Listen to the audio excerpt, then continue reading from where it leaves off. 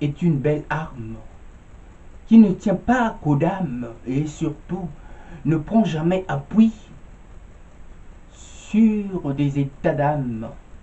Et ça, j'en suis plus que certain.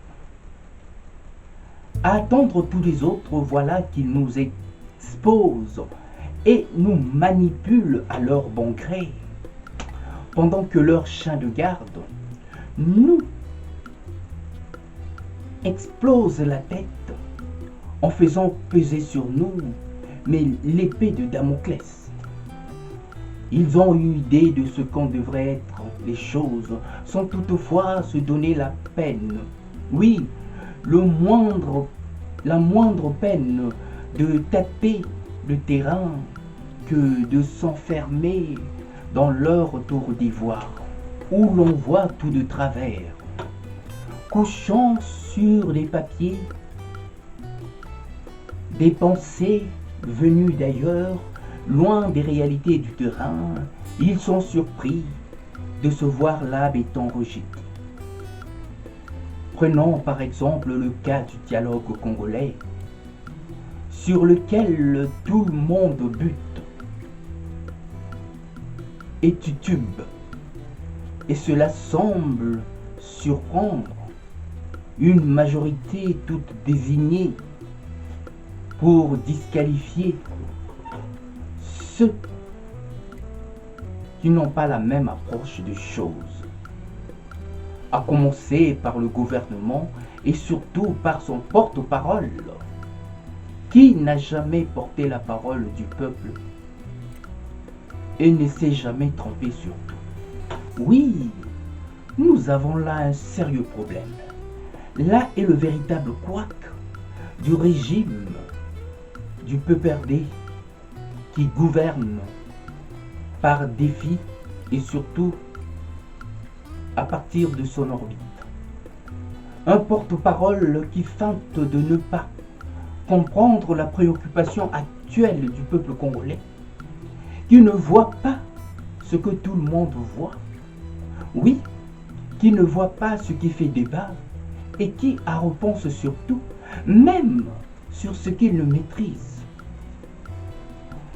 Et quand ils se sont là acculés, voilà qu'il nous sort ses griffes. Oui, voilà qu'il met tout sur le ton de la menace et se fait là donneur de leçons, véritable moralisateur.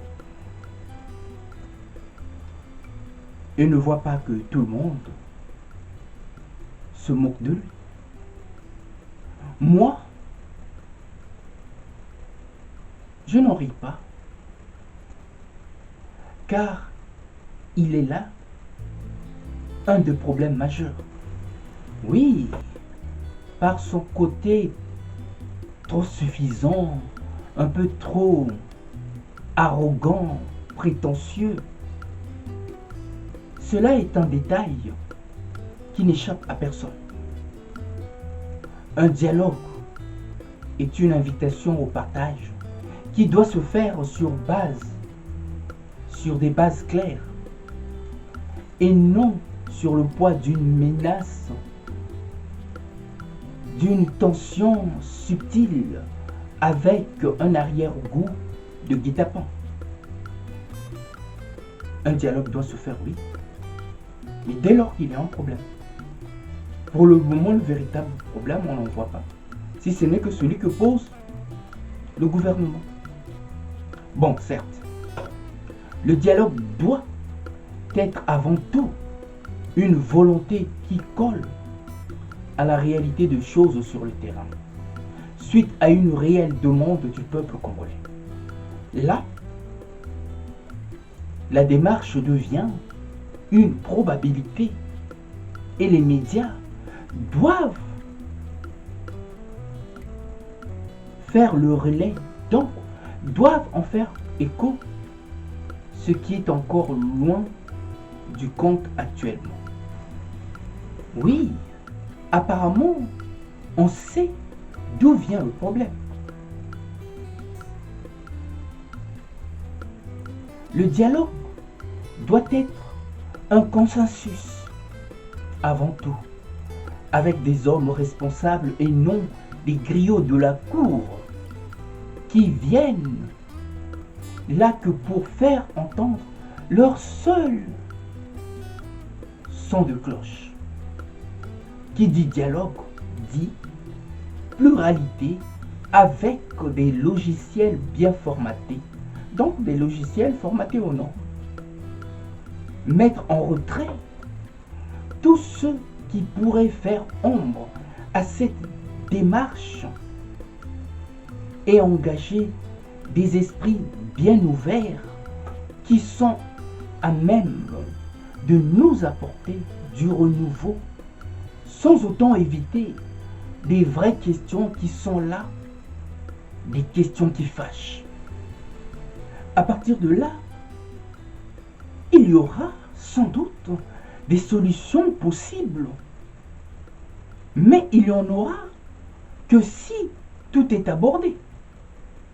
Sortir déjà le peuple congolais de ce climat de torpeur qu'on lui a imposé par ce régime du PPRD. Avant de penser au dialogue, donner d'abord des gages de sécurité, de bon fonctionnement, mais les donner plus au peuple congolais et le convaincre du bien fondé de cet acte qu'on voudrait majeur. Nous avons assez de morts innocentes au Congo. Tant que ce ne sont pas des politiciens qui y tombent. À bon entendeur, salut.